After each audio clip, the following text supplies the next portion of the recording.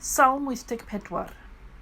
Mor hawddgar yw dy bebyll di o Arglwydd y Lluoedd. Fy enaid a hiraetha, ie, ac a flysia am gynteddau yr arglwydd.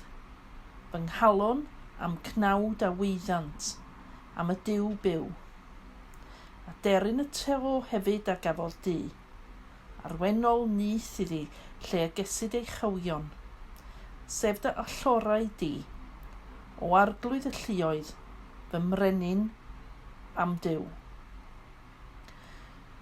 Gwyn fyd preswylwyr dy di yn wastad y ffolianant. Gwyn ei fyd y dyn y mae gyderni dy not, a ffyrdd yn ei calon. Y rhai yn myned trwy ddyffryn baca, a'i gwnant yn ffynon, ar glaw a leinw y llynau. Ant o nerth i nerth, ymddengys pob un ger bron Dduw yn Seion. O Arglwydd Dduw y Lluoedd, clyw fy ngweddi, gwrando o Dduw Jacob.